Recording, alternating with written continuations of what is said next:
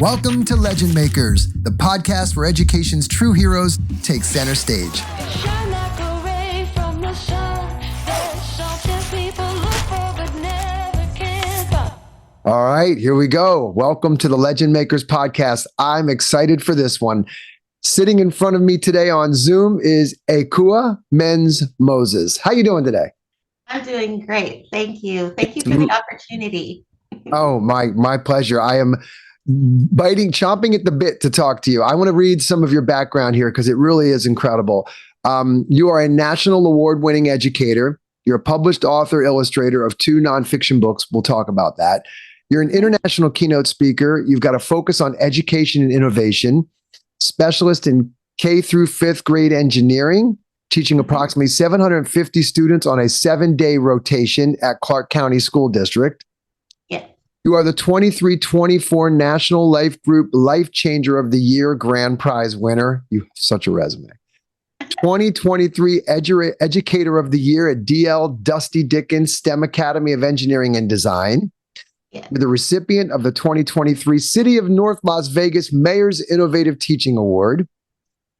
You've got 24 years of teaching experience in Clark County. You've done family facilitation. You've been a performance zone instructional coach. You're a K-5 literacy specialist, learning strategist, elementary classroom teacher. I could go on and on. Here we go. I love this. You are author of the children's book, My Name is an Address, featured in the School Library Journal. There it is right there. So those of you that are listening, you should go watch the YouTube version of this. And you recently celebrated 26 years of marriage. You value quality time with your husband and your 2 grown children. What are their names? My kids are Kweku and Nana. Kweku and Nana. And this is Ekuwah Mends Moses. I read your background. I read your bio. We're going to link to everything because it is really ought to be a novel. It was fascinating to read your story and to read the origination of your name. Tell us a little bit about the origin of your name and the culture from which that comes, because I read it and I thought this has got a book right in it.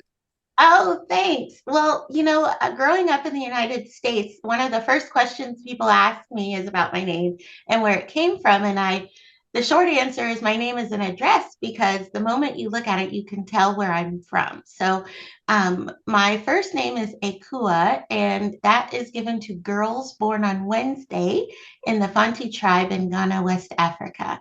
And then once you know where my first name is and you know that I'm a Fanti, you can know that I'm from Ghana. And then the last name will help you know that the Fantis live around the Cape Coast area. And so you can follow my last name to Cape Coast, ask around Cape Coast, where is the Mends family house? And you can find my exact address of where hundreds of family members live currently and have lived in the past. So yeah, it's amazing.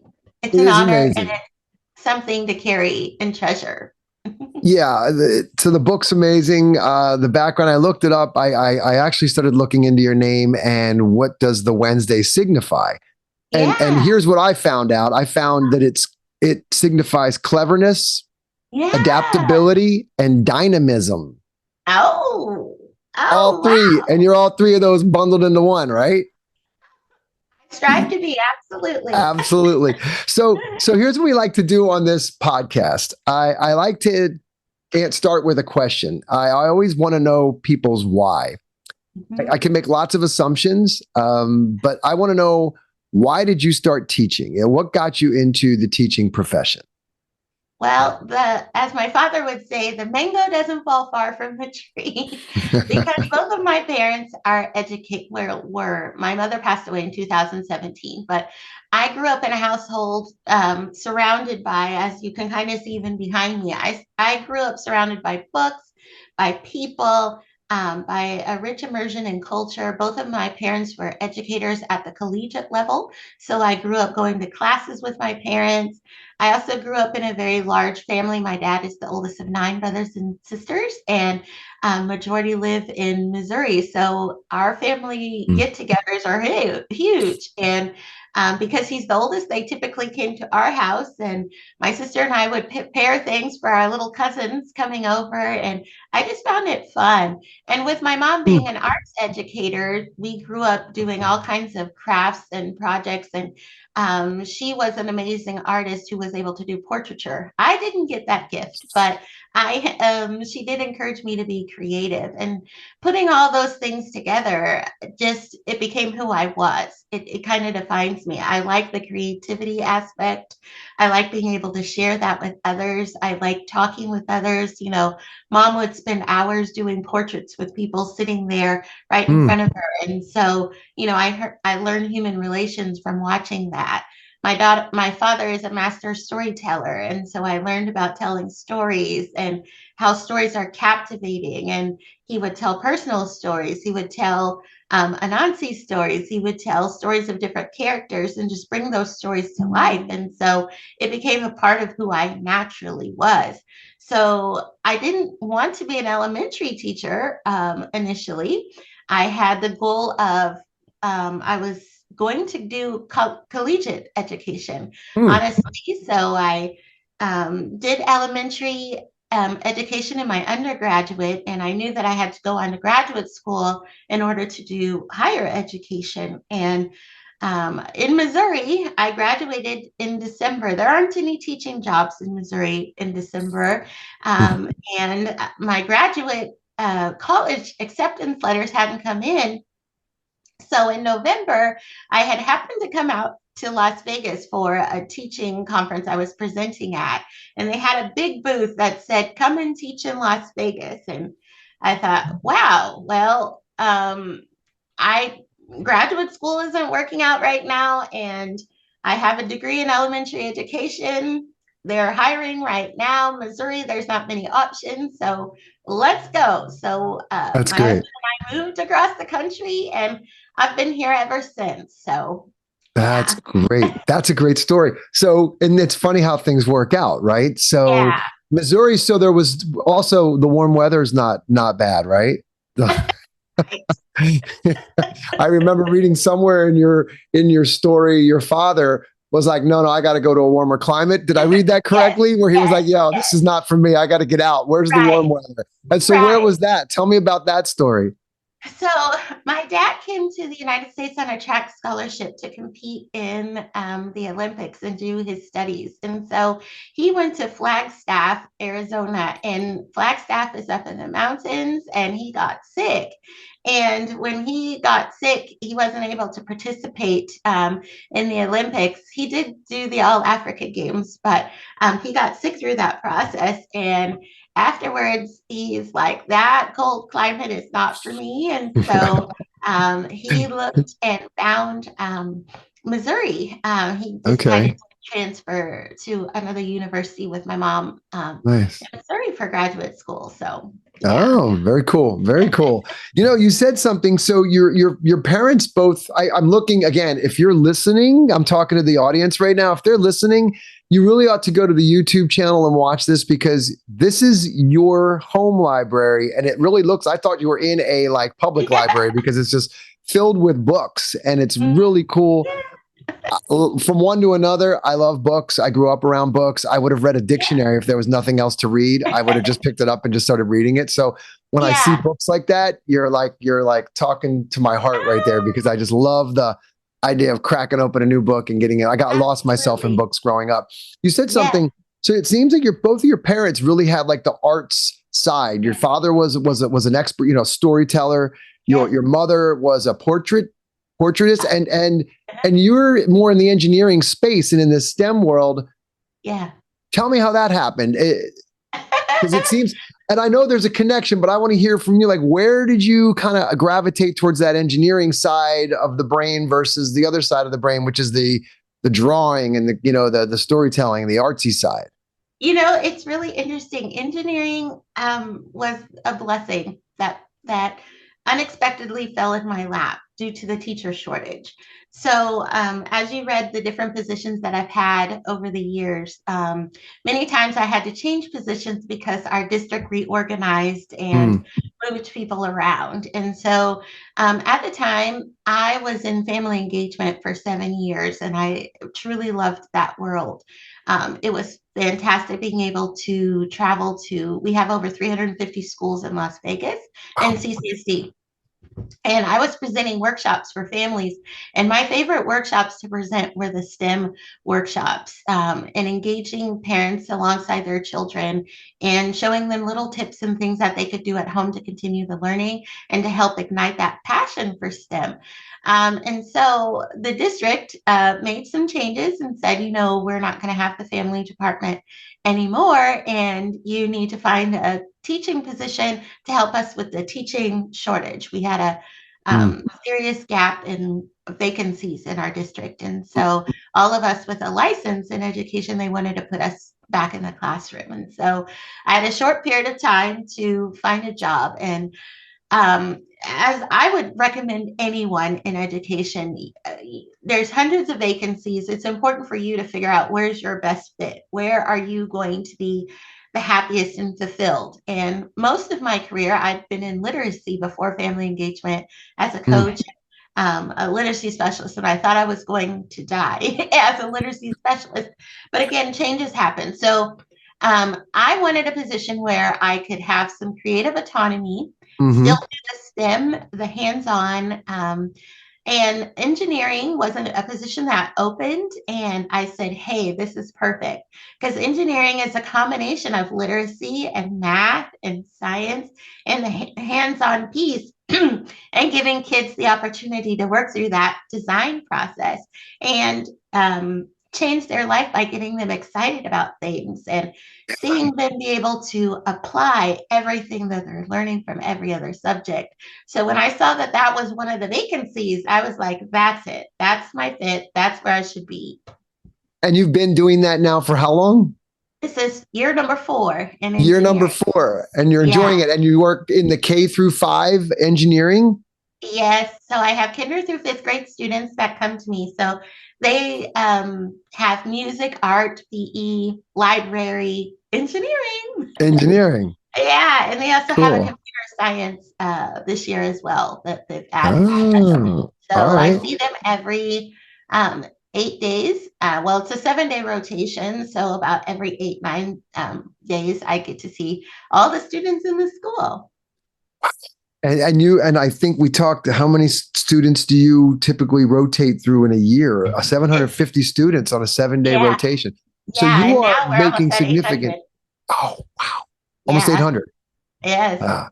Incredible impact. Yes. Yeah. Yes. What's your favorite part? What's your favorite part about this role?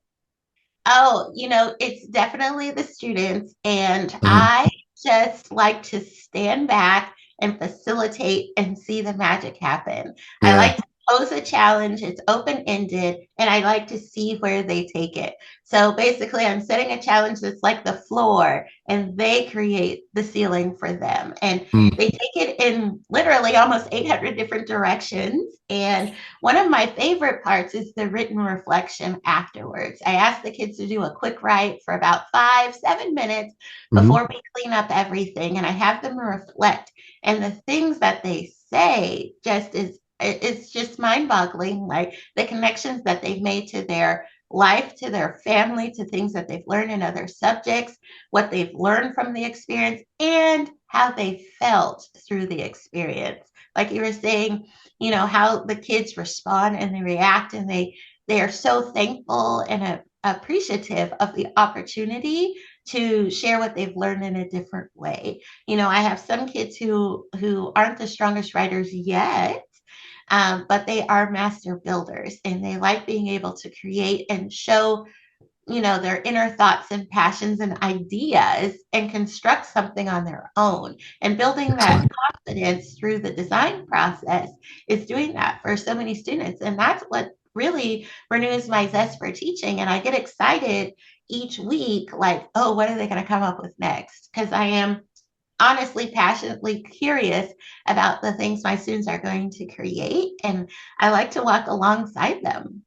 Oh, it's wonderful. Great. I love it. I love it. So we do like three questions here. So the next question I have for Yeah. you is, we talked a little bit about this before we turned on the mics and started recording, is thinking about advice. Like, why would people listen to this podcast? The whole goal for Mhm. this is to give the educator community inspiration, people that they can look to. I listen to a lot of podcasts, consume a lot of business books because I like to learn something that I can apply, right? What Yeah. nugget or pearl did I pull out of, even if it's just one thing, right? If I can listen for an hour or half an hour, I walk away with one actionable thing. Boom, that's a great way to start my day. Hopefully, we can do the same here. So, thinking about if I were a new teacher or I'm somebody thinking about getting into the profession, what advice would you give to me? I think your answer to that is the same thing I would say to young and new teachers or anyone out there considering education is who you surround yourself with, what Hmm. you consume and what you take in. I would encourage you to be a wide reader. Like you see, I have children's books on this side because I want to find books that I can connect with young students. And I have a wide variety of students from all kinds of different backgrounds, and I want to find something I can connect with them. And then on the other shelf over there, you can see I have a wide variety of educator books as well. So I like to read from a wide variety of different Hmm. authors, perspectives, educators. And then the other thing, like you said, in a more tech world, definitely connecting with different educator podcasts that you can renew your zest that way, get new ideas. And even social media is a great one too. Yeah.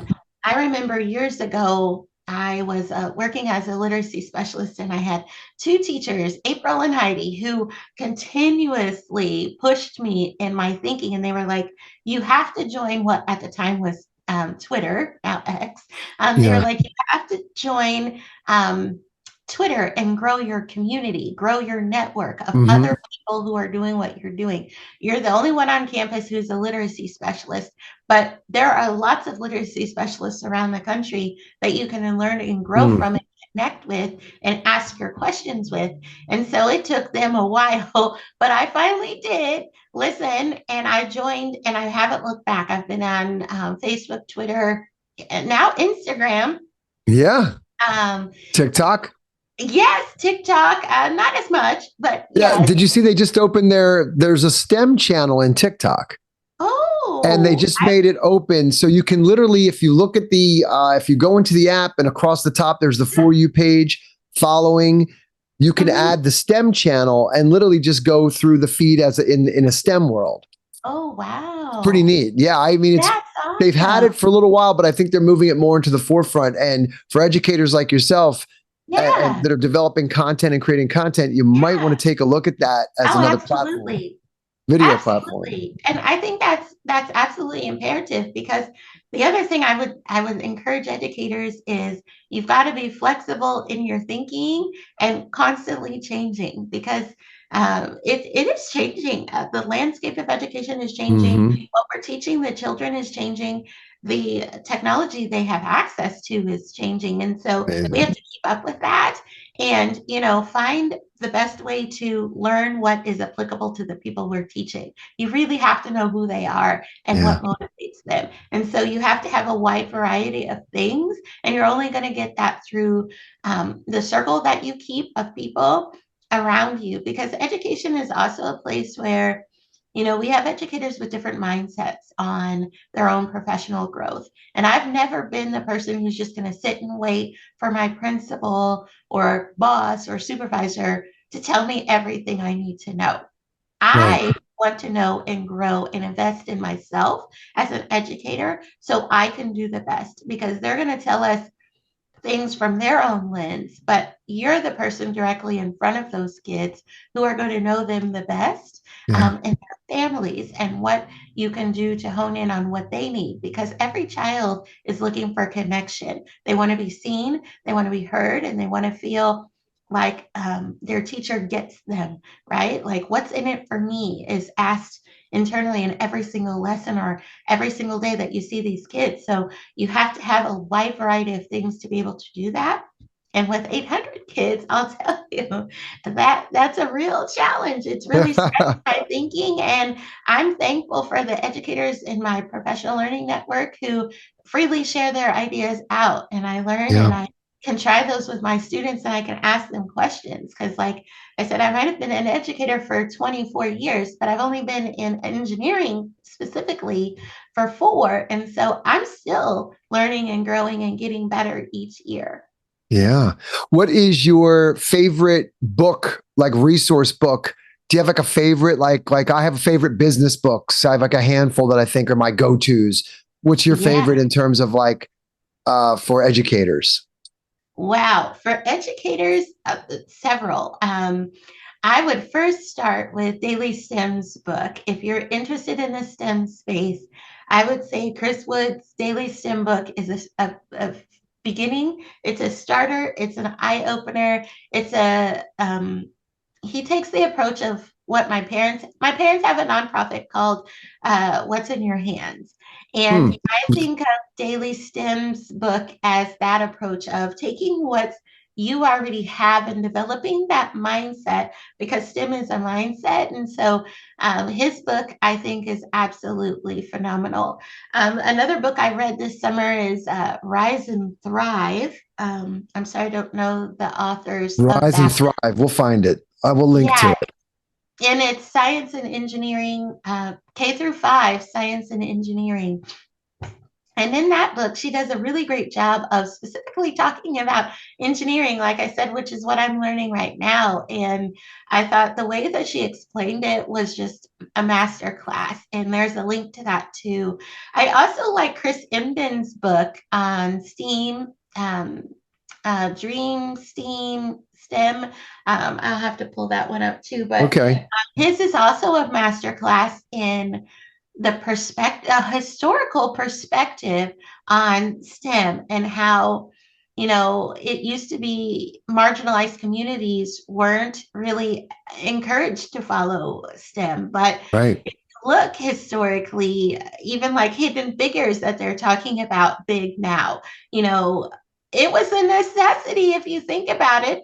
Back in the times of slavery and other things like that, I'm speaking as a Black African American woman, Yeah. we were inventors by necessity Had by to the be. work that was involved. And so we definitely Hmm. have a strong history with being creators and inventors and change makers in our world. And we should be able to see our potential and see people who look and sound like us that we can do it too, and that we aren't inferior. We are not, we do have the capacity Yeah. to do amazing things.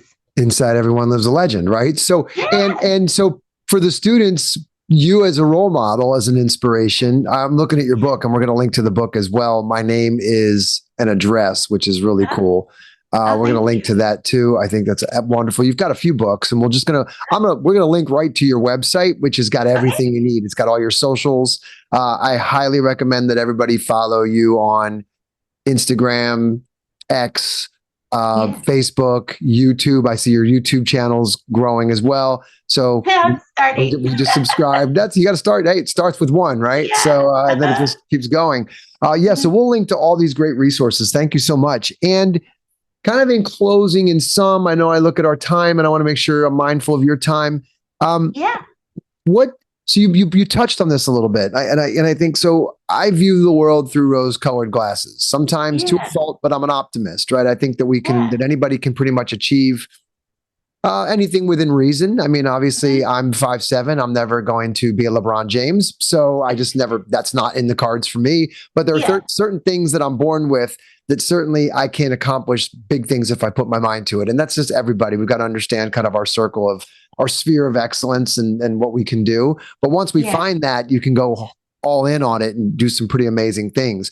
So, where are you most optimistic? What excites you about education? Because it's easy to get, I say this every week when I talk to people, we are in the midst of we're days Yeah. away from making a landmark Yeah. decision here. And all around us, for Yeah. good, bad, ugly, for better or for worse, are are polarizing, negative. Everybody's at everybody's throats. We're this, and I honestly think people live more in a bell curve, and we're all kind of in this zone, but these get the attention.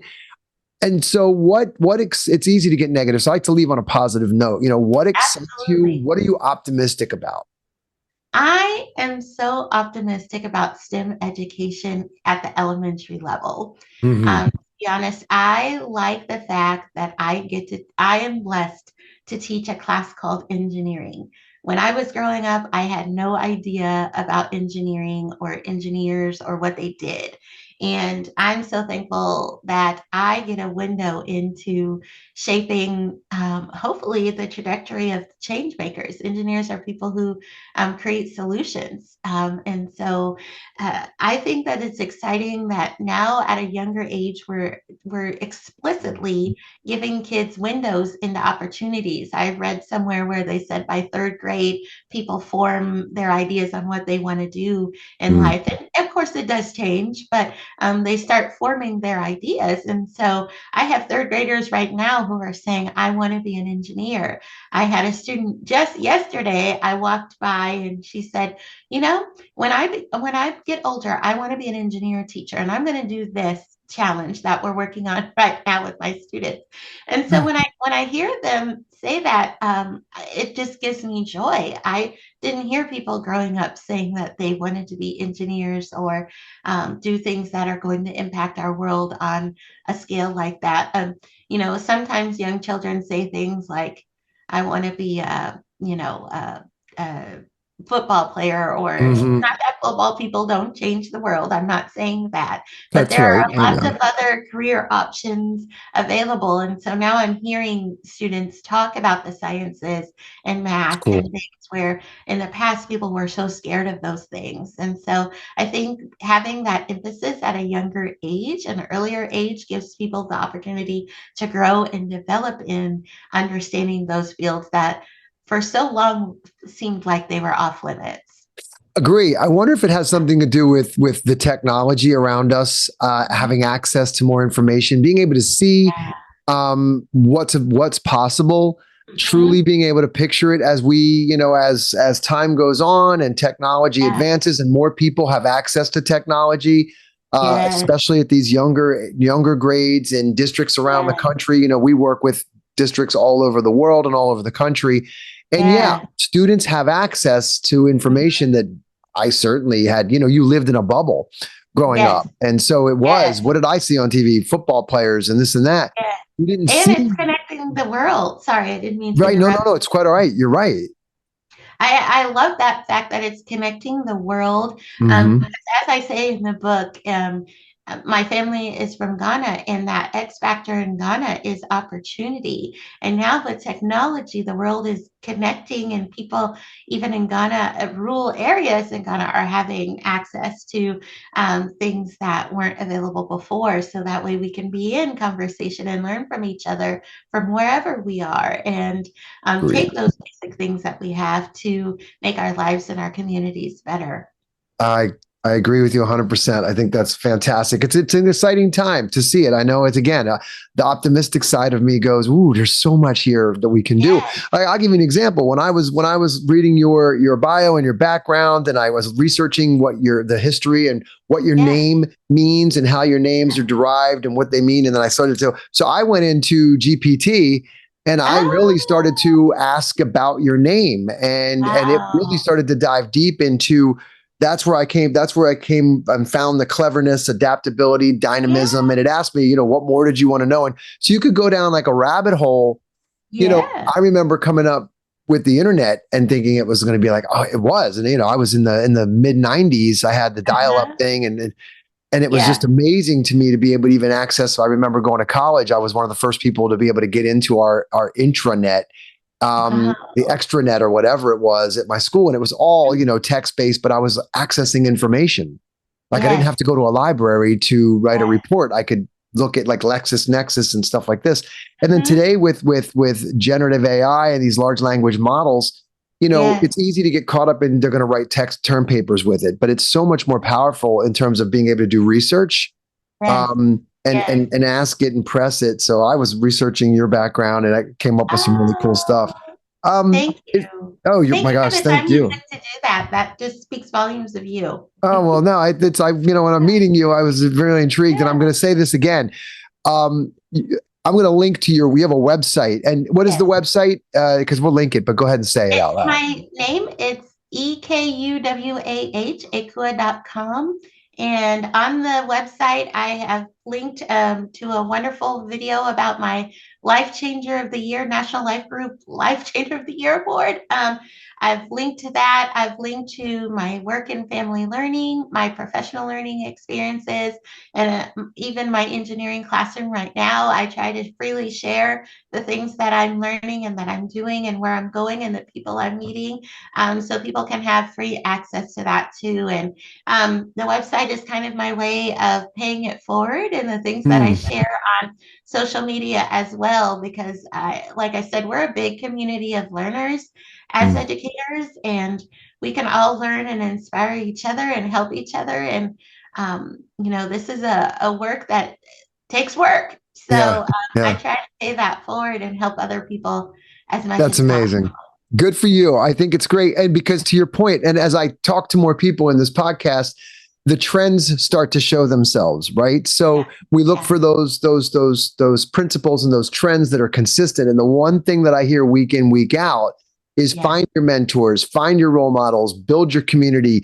You've got, don't try to do this alone. For those of you that are starting out or really on the fence about, do I want to get into this? It feels like my calling is there. Then find the Ekuwahs and go out and go to the website and read Chris's book and get inspired, because I had Chris was our first podcast here. His book, and he's awesome. I love Chris. I always, to your point, I like the way he can just find STEM in everything, like a leaf, right? Like one day I went on X, Twitter, and there he was. He had a leaf with a dewdrop on it, and the dewdrop was acting as a magnifying glass into the leaf. It's like, you see that all around you. It's like literally just everywhere. And Chris has an uncanny ability to spot it in the wildest places, right? But not even the wildest places, in the everyday spaces. Yes. And he's that's an incredible human being. And he's awesome. That's why I say, like, it's so important to spread your wings and fly and find those people, because education can feel like isolation sometimes. You're in your own classroom. You feel like some of these problems are insurmountable. But when you reach out and you look at what other people are doing and you open yourself to new ideas and to new people, you can see that, I can do this. I can't do everything. And the other thing I would say, as you do look out, be careful of comparison, because you will see those Pinterest classrooms. You'll see those classrooms that, look so different than yours. And you'll sit here thinking like, I'm inadequate or I'm not good enough. But the point is not for comparison, but it's for learning. And I like how you said it so brilliantly, like taking one nugget from that podcast or from that book or from that thing, one actionable item that you can do that would make your classroom, your experience better. You don't have to do everything. My classroom doesn't look like a Pinterest classroom. My classroom works for me. It functions for my students and the needs of my community. And every community is different. Every school is different. So you can't sit here and say that, I have to do it like Chris Woods does. No, you have to do it like you, because you have to be and own your authentic self. Who are you? Who are you as an educator? Who do you want to be? And what do your students need? What do your families need? And all of those are different. And that's what makes education an art, really, because you have to finesse it all the time. And every day you're presented with a new canvas to work with. Boom. You should just drop the mic right there. I love it. We're gonna stop there, because that was awesome. You heard it here first. Listen. So everybody, thank you, Ekuwah. I really appreciate you being here. Really a great day. So nice to meet you. And everybody, you're gonna love checking out these resources. Go to her website. Thank you so much for being here. Thank you so much for your time. Thanks for this opportunity. You're amazing. Likewise. Thank you so much. Appreciate it.